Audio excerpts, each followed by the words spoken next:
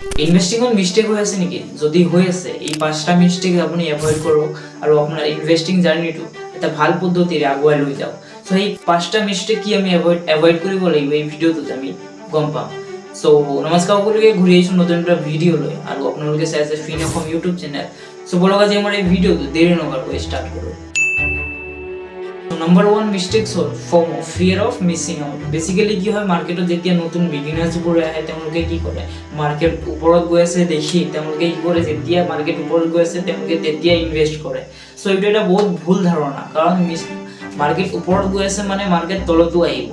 So market ওপৰত গৈ থকা দেখি আপুনি কেতিয়া ইনভেস্ট নকৰিব। সো আমাৰ নাম্বাৰ 2 মিস্টেকসটো হ'ল লেক অফ ৰিসাৰ্চ। সো কি হয়, মাৰ্কেটত ইনভেষ্টমেন্ট কৰাৰ আগত আমি ৰিসাৰ্চ কৰাটো বহুত জৰুৰী। বেসিক্যালি আপুনি যদি মাৰ্কেটত একো ৰিসাৰ্চ নকৰাকৈ ইনভেস্ট কৰে তো এইটো বহুত ডেঞ্জাৰাছ ডিসিশন হ'ব পাৰে। সো মাৰ্কেটত ইনভেস্ট কৰাৰ আগত আপোনালোকে ৰিসাৰ্চ কৰি ল'ব, দেন অনলি ইনভেস্ট কৰিব।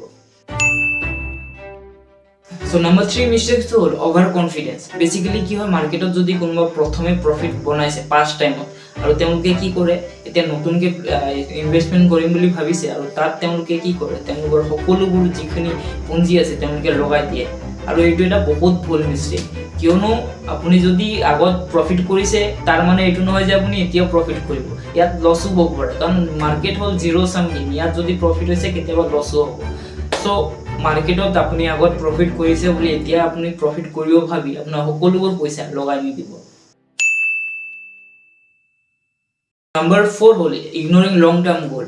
বেসিক্যালি আপুনি শৰ্ট টাৰ্ম গেইনছৰ কাৰণে, মানে শৰ্ট টাৰ্মত পইচা বনাম বুলি ভাবি লং টাৰ্ম যিটো প্লেনিং থাকে সেইটো কেনচেল কৰি দি দিব, কাৰণ লং টাৰ্মতহে পইচা বনে মাৰ্কেটত।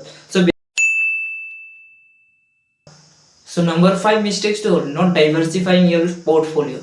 বেসিক্যালি কি হয়, বহুতে এটা ষ্টকত পইচা লগায়, তেওঁলোকে বহি থাকে যে মোৰ প্ৰফিট হ'ব। সো এইটো এটা বহুত ডাঙৰ মিস্টেক। আপুনি যদি মাৰ্কেটত আহিছে তেতিয়াহ'লে আপোনাৰ পইচাখিনি এটা কোম্পানীত কেতিয়াও নলগাব। আপুনি সদায় তাক ডাইভাৰ্সিফাই কৰিব। ডাইভাৰ্সিফাই মানে আপুনি 5-6টা কোম্পানীত বেলেগ বেলেগ সেক্টৰ আপুনি তাত ষ্টকবোৰত ইনভেষ্ট কৰক বা কোম্পানীবোৰত ইনভেষ্ট কৰক।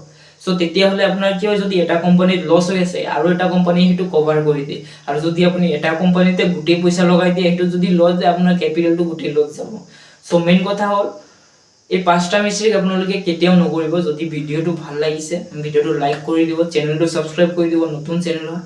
সো লগ পাম নেক্সট ভিডিঅ'ত। আজিৰ কাৰণে টাটা, বাই বাই।